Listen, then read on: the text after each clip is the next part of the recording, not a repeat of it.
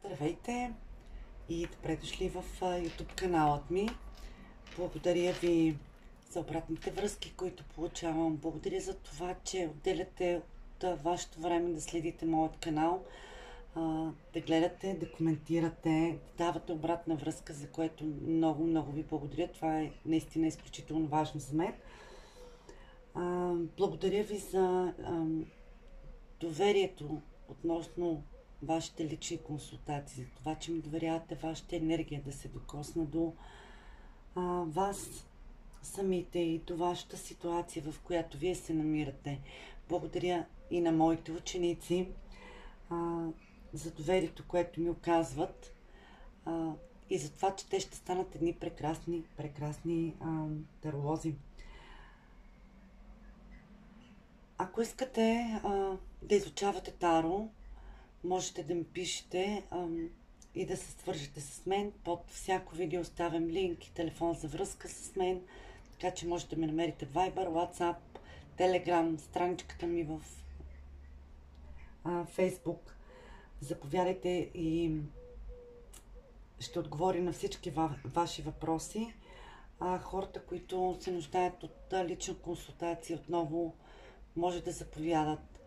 Ако имате трудна ситуация, в която дълъг период от време не се умявате да се справите, заповядайте за констелация. Винаги ще помогнем и ще се справиме заедно. За това е Таро, да си помагаме и да работиме заедно.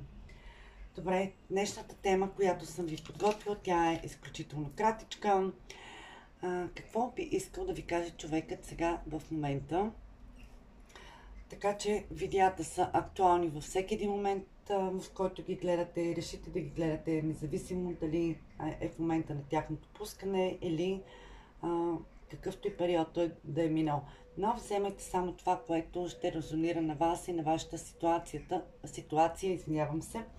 Не вземайте всичко за чиста монета в общото видео, въобще в общите видеа, защото тук четем колективна енергия. Единствено и само на лична консултация можем да кажем на 100%, че това е вашата ситуация, вашия случай, вашата енергия. Добре, вариантите отново са два. Помогнала съм си обаче и с цигански оракул, който ще извадиме, за да видим общата енергия на човекът към вас в дадения момент. Отново вариантите са два. Първи и втори вариант. Изберете си един. Видеото ще е кратичко, няма да е дълго, така че да видим какво ще ви каже човекът, какво искал да ви каже в момента. Нека да видим в момента неговата енергия каква е към вас. За избралите вариант номер 1, знаете, опитайте се да спомните неговата усмивка, начина по който говори, ароматът му и така. Аз ще задам да видим каква е неговата енергия към вас. Да избралите вариант номер 1. Каква е енергията в момента на човекът, за когото се интересувате и питате към вас в момента, независимо дали сте мъж и жена, преобразувайте си нещата. Много мисли човекът за вас, така потънал в мисли, опитва се да реши някаква ситуация, твърде много мъдрост проявява относно вашите взаимоотношения. Явно ви подготвя някаква изненада, но да видим. Така, това е неговата енергия в момента към вас. И нека да видим какво би искал да ви каже този човек сега в момента. Какво би искал да ви каже за избралите вариант номер 1. Какво би искал да ви каже човекът сега за избралите вариант номер 1. Какво би искал човекът да ви каже? Хайде да видим какво би искал да ви каже сега човекът за избралите вариант номер 1. Да, този човек твърде вероятно се е отдалечил от вас, оттеглил се, но би искал да има комуникация, би искал отново да разговаряте, да ви пише, да има това партньорство с вас.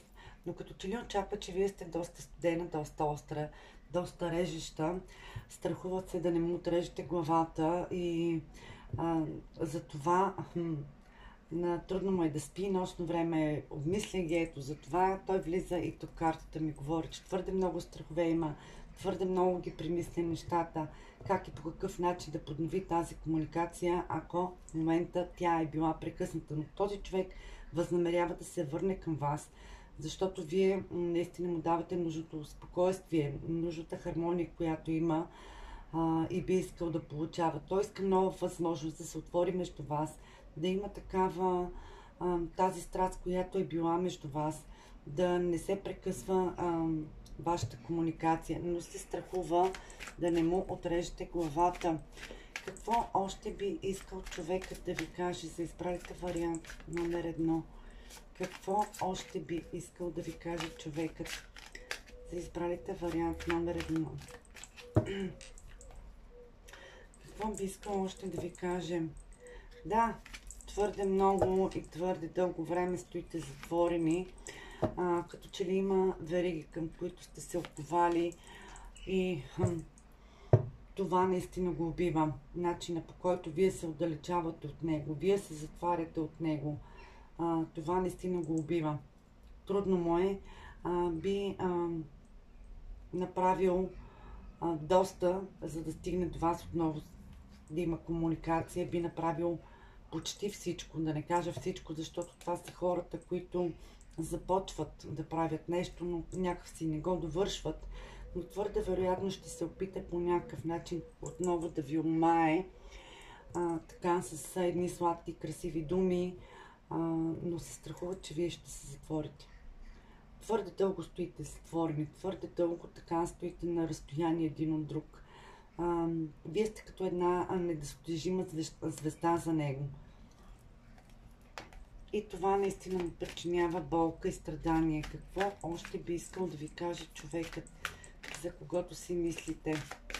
Какво още би искал да ви каже човекът, за когото си мислите? За избралите вариант номер 1. Ето, което го... да. То е с ясното съзнание и ясното решение, че би искал да водите разговор, да има комуникация между вас, да се свържете и да се изясните нещата помежду си. Това, което казах, че той ще направи всичко по силите си, за да може да се свърже с вас и да можете да подновите тази комуникация, поне да проведете някакви разговори, които да ви дадат малко повече яснота в вашите взаимоотношения. Трудно му е, но този човек не възнамерява да се откаже. Смята ви, че вие сте сродни души и не би искал да загуби това, което има между вас. Не би искал това, което е между вас, да отиде някъде в небитието. Така, тук ще говорим за хора, които са зоди близнаци, везни, водолей. Така че, ако се препознавате в тази енергия, да знаете, че това би искал човекът да подновите комуникацията между вас след една пауза, едно оттегляне, но този човек възнамерява да подновите и да се изясните нещата между вас. Това беше за избралите вариант номер 1. Аз ще продължа с вариант номер 2. Хайде да видим и за вариант номер 2 каква е енергията на човекът, за когото питате към вас в момента. За избралите вариант номер 2. Каква е енергията на човекът, за когото питате към вас в момента?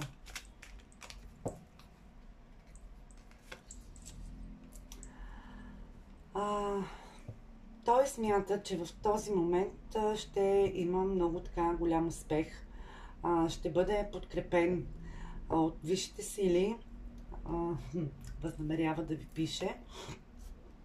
И той смята, че това може би е най-подходящият момент сега да се свържи с вас. В такава енергия се намира човека, че нещата биха му се получили. Той смята, че на този етап, в този момент, нещата биха могли да му се получат. и да постигне това, което той иска. Добре, нека да видим какво би искал да ви каже този човек. За избралите вариант номер 2. Какво би искал да ви каже човекът? Хайде да видим какво би искал да ви каже човекът за избралите вариант номер 2. Какво би искал да ви каже?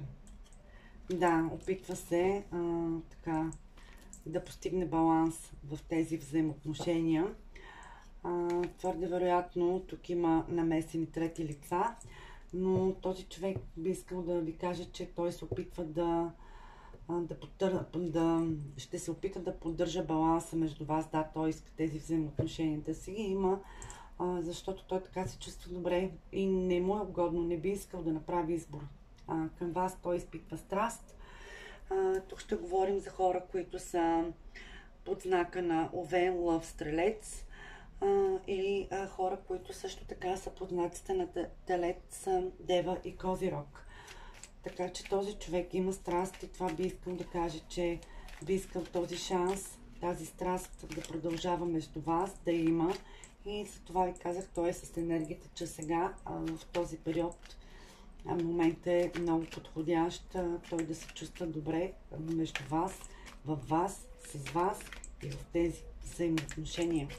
Какво още би искал да ви каже човекът за избралите вариант номер 2?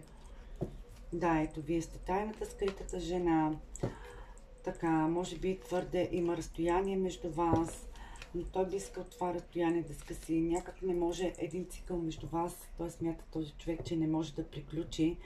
Знае, че пропуска шансове, възможности, които има с вас, но не може така да пусне така лесно миналото, което го има в неговия живот, което всъщност все още съществува. Трудно му е да приключи един цикъл, един период, за да започне нещо ново. Казвам ви, че болезнено е за него, трудно му е.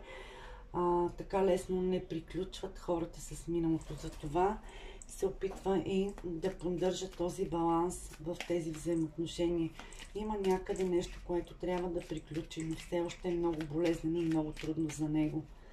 Какво още би искал да ви каже човекът, да изправите вариант номер 2?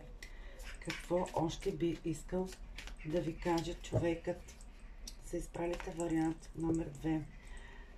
Да, прави се някакви планове, но като че ли не иска така да има ревност. Да, знае, че не си спазва обещанията, които е дал към вас. Знае, че ви наранява, знае, че ви причинява болка, следи ви, но не може и да приключи тези взаимоотношения, които имал този човек и все още ги има. Болезнено и трудно е за него. Да, там нещо някъде нещо го държи. Някъде, дали било то в материален план, да кажем някакво имущество, пари, нещо, бизнес, някъде, където имат заедно съвместно.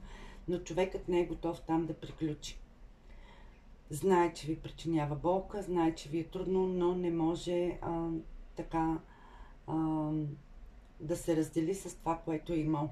Затова той смята, че най-добре е на този етап, на този момент просто да поддържа баланс и тук, за да ги има тези взаимоотношения, докато приключи този цикъл, този болезнен период за него.